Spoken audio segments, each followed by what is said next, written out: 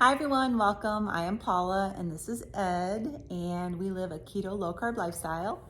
And it is Saturday morning after Thanksgiving, and we had a very action-packed, exciting weekend. For sure. Our grandkids came up, and they came up the day before Thanksgiving, and they left last night.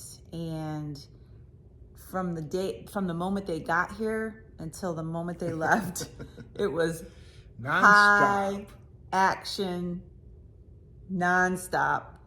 It was just a lot of fun. It did our hearts really good to see them and them too. They missed us a lot, and so we just had a lot of fun, and we had a great Thanksgiving, and we want to talk a little bit about our Thanksgiving and how our eating went. Then I'll get into a little bit of the Keto 101 on what to do if you've had a cheat day or a cheat week or whatever it may be, fell off the wagon, all those figures of speech. Went off reservation. I'm going to talk a little bit about, after we tell you about how ours went, about what you do if that happens to you. It really didn't happen to us per se, but we're going to talk about how it went for us. So do you want to start? Sure. She made a really good low carb meal for us. All the dishes were low carb, with the exception of maybe the cranberry relish. It had some tangerines in it, but we ate that in moderation. I kind of maybe had a little bit more than I should have, but whatever.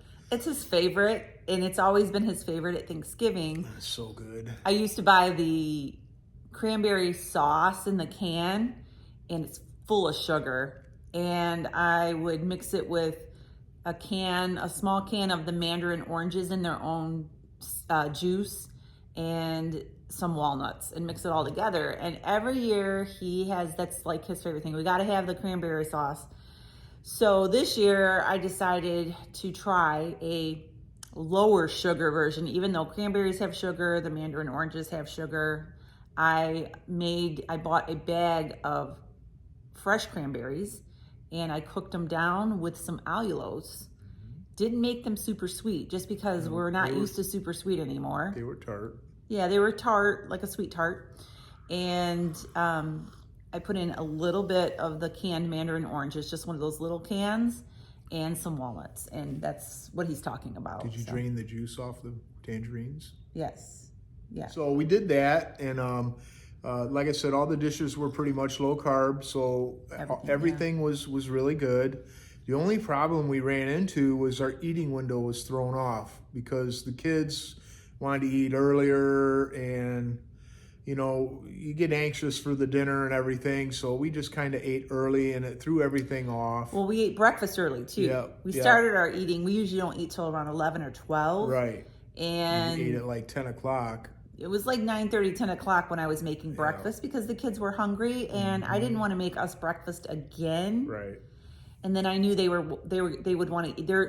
We wanted to be in tune with their eating schedule because I would have been cooking all day long. Right. If we were all eating at different times, so we decided to eat at their times, and that's what. Yeah, it kind of threw us off, and so we had breakfast early, we had dinner early, and then I found myself hungry again at like 5 o'clock, and so I had her make me a turkey sandwich, which was fine, but it really just threw us off. We felt so like when we had breakfast at 9:30 on Thanksgiving morning, we just ate light. We had some scrambled eggs and some bacon, but they were all wanting to eat Thanksgiving dinner at like 1 o'clock. Right. And we weren't hungry at 1 o'clock because we had our breakfast already. But we sat down at the table, all of us back here at the table. You know how you want to sit together at Thanksgiving? And I made him a plate, and I made a plate. And honestly, I didn't eat. I picked on it. It was hard to. Yeah. It's hard to eat. And I had to really force myself to finish what I was eating. Yeah. Too. And then, like you said, later on in the evening, we were hungry again because we didn't eat a lot at our second meal. So we were just all out of whack with our intermittent fasting. And we felt a difference in that too. So it's nice to be able to get back on track today. Today we'll force, it's only 9 o'clock right now, so we're going to force ourselves to wait until noon and get right back on track. Yeah. And so they were here for a few days, and each day was like that with our eating. We ate just when they were eating, and they eat Constantly. more often. Well, yeah, the boys do, but they eat more often than we do. So, you know, like when they were eating, for instance, midday, I wasn't even really that hungry, but I wanted to sit with them and eat. And so I had like a little coffee cup of some of my chili. I made a big pot of chili, and we all ate on that for over a couple days. So I just had a little pot of chili, a little, like a coffee mug like this. And I was eating it, and afterwards I was like, I shouldn't even ate that. I wasn't even hungry, but it was just the social aspect of it. You wanted to eat and enjoy with the family. Right. So it just got thrown off in that way. I feel like we both probably ate more than what we're used to because we ate when we weren't hungry. Well, she made so many dishes too. You want to try a little bit of everything, so it was a lot. Yeah. And like you said, everything was really low carb. I made sugar-free desserts. I made the pumpkin cheesecake bars, and tell everything you made. So I made, oh my goodness, you're gonna make me think here. I made a turkey and a ham. We barely touched the ham. And so I think this morning, if you're up to it, I was thinking of seeing if Ed wanted to make us some ham and cheese omelets with that doggy, with that ham. But I made turkey ham, green beans with bacon and mushrooms, stir-fried in bacon grease, and some salt, some onions. Beans were really good. I don't know if you guys know this or not, but my wife's a really good cook. And what else? Okay, so we had the cranberry relish. The squash. Yeah, I made a butternut squash. I didn't like it. Casserole. I had saw the recipe. It wasn't my recipe. I saw it on, I don't remember where I saw it, Pinterest or Instagram or somewhere. So I thought I would make it. It's kind of like the alternative of sweet potato casserole, but it was made with butternut squash. I tried it. I wasn't really wild about it either. It was just, mushy. Yeah, it was mushy, but it was supposed to be like the sweet potato casserole. But anyways, I made the egg white bread and egg white bread, like baguettes, and they came out so good. Deviled eggs, and we had like a cheese ball, and I had celery, and I had some almond crackers for the kids to to put the cheese ball. You know, the ones that taste like cardboard. So we had a really good dinner, and it was just, the eating for us, the timing. Yeah, the timing was really off, and it was really apparent to us anyway. Yeah. And we were exhausted when we would go to bed because the boys were here, but because I ate later, I didn't sleep good. Right. And so it was just kind of weird. I just want to tell you guys, my wife is awesome. She entertained them boys the whole time. I obviously am laid up, and I couldn't really do anything with them much. They played checkers with him. We did things that I could do sitting down, but she took them out to the lake and got a couple fishing poles out, and they found a dead minnow, and my wife hooked the dead minnow on the hook. My grandson so we're out there fishing with fake bait because the fishing was like a last minute thing. They wanted to fish. So we went to the garage and got the fishing poles, and we didn't have like any worms or anything here. So I just got our little fake baits that we use. And my grandson saw a dead minnow floating at the surface of the water, and he picked it up and he's looking at it. And I'm like, that's a real fish. And my other grandson, who's the oldest, he was grossed out. And he was like, put that down, that's a dead fish. And it was just really funny. And then I said, you know what? You could probably use that as bait. I said, put it on your hook. And he's like, I'm not touching that. It was just really funny. So I'm just the only one down there with the two of them. And he's like, Mima, you have to put it on my hook for me. And I don't like I like to fish, but I don't like putting worms or minnows, especially live ones, on hooks. I just don't like doing that. And so I have him do that for those guys all the time. Well, I'm the only one down there, so I'll do anything for them kids. So here I am trying to hook this dead minnow onto this hook. And my grandson, the 7-year-old, he was going, ugh, ugh, like he was trying to hold back throwing up. It was so funny, but making her do it too. yeah, and I did it, and we No, I had mean fun. throw up. Went on a scavenger hunt in the woods, and what else? Hide and seek like crazy all over the house. I had to run and get this game. I want to show you guys something. If you are getting together with family for the holidays, yeah, put this over there. There is this game on Amazon, and it's called Beat That. And my 7-year-old grandson, we played this, I would say 75% of the time that they were here. I'll put the link down below. It is a great party game, like if you're with a group of people, and it has all these challenges. Everything packs really nicely back into the box like this. And there's these cups and balls, and there's dice and little tokens. There's an hourglass thing. There's a measuring tape. There's chopsticks. There is all of these cards. They're challenge cards, and you can do solo ones, you can do duels, you can do groups, and you have to do what the challenge card tells you to do. And the 4-year-old was kind of into it, but the 7-year-old, we were just pulling cards out, just me and him, and just doing challenges. And we had a blast with this game. And all ages can play this. There's one, I'll put a video, my daughter-in-law videoed us. We were down on the floor with this little ping pong ball, trying to pick it up with our heads pressed together. I'll put a little clip of it right here. And we were supposed to try to pick the ball up and put it into the cup and work together as a team. And it was extremely hard. We were laughing. We were like falling on the floor. One point I want to make about that, 2 years ago, I would not have been crouched down on the floor like that. I would not have been like that if my health had not improved the way it has. And so I really attribute that to this way of eating. I'm going to talk to you about getting past a cheat day or a cheat meal or a cheat week or you falling off the wagon. But before that, I want to show you real quick Ed's card. He's going to show you his card that our 7-year-old made for him. And you might have to bring it up to the phone so they can see. So my little 7-year-old grandson made this, and this is the back. Got his name on it, made little hearts. And so he drew hilarious this little picture of me and Paula on the couch, and look at my leg. He drew my external fixator on the on the picture.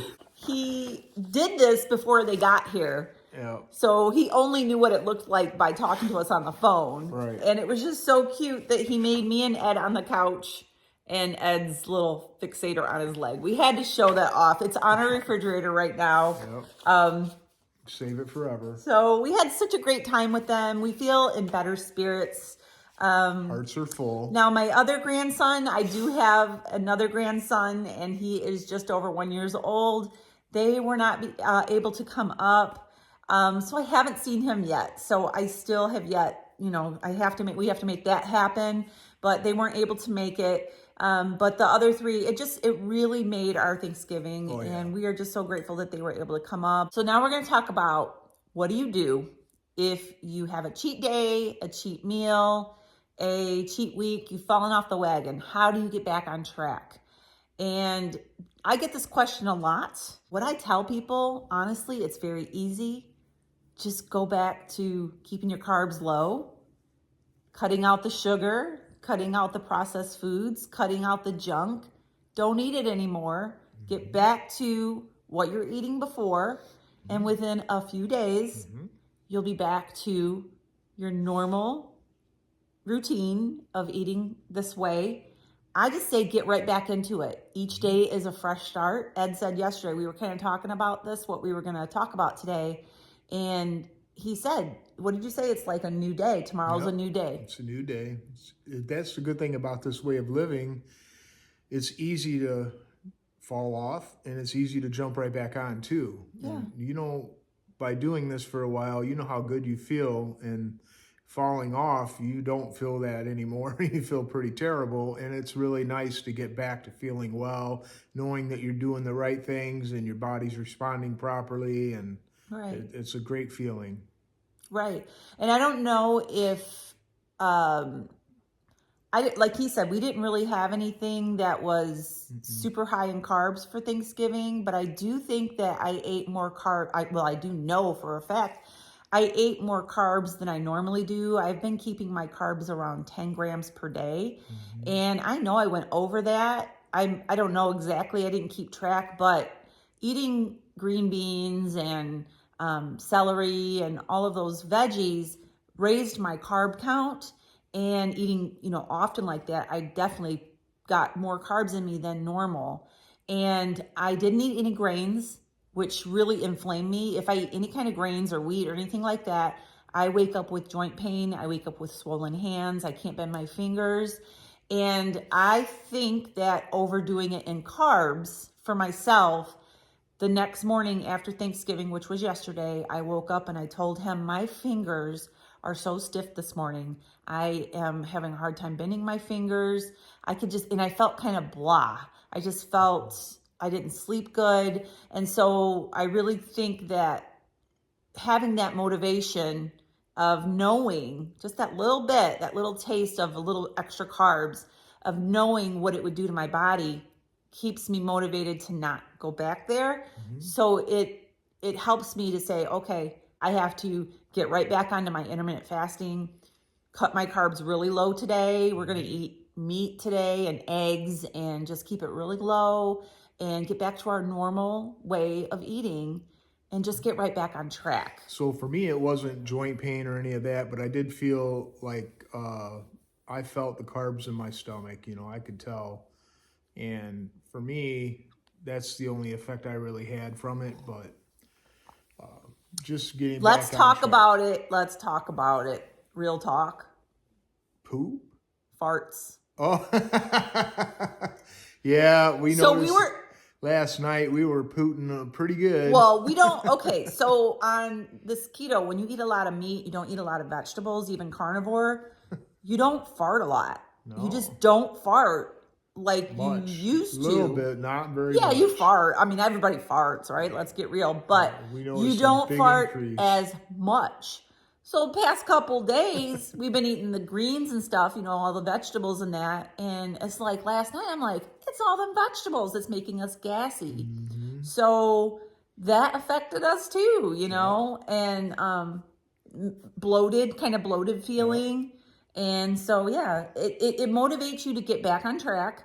And I want to motivate you. We want to encourage you today. For sure. That if you had a Thanksgiving and yesterday, Off a day. lot of people will Off do day. Thanksgiving and Black Friday. They'll eat the leftovers and all of that. If you've done that for the past couple days and you feel, I shouldn't have done that. I wish I hadn't have done that. Your body will tell you. You can't change the past. You can't change what you did. All right. It's already done, but you can change today. You can change tomorrow, and you can turn it back around and get right back on track.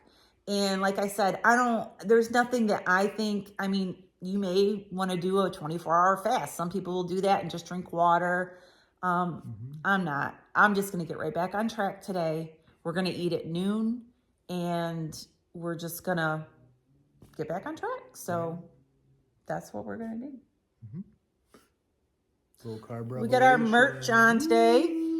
This is, mine's kind of lower down. This is Meat Heels, and it's got the little LCR logo on there. Ed's is kind Got our of cups. manly looking. And we got our cups. Military-ish, whatever. Yeah, I don't know what that font's called, but so anyways, we are gonna be back at noon. I wanted to see, no pressure, but pressure. if you want to make some ham and cheese omelets later. Yeah, I'll do it.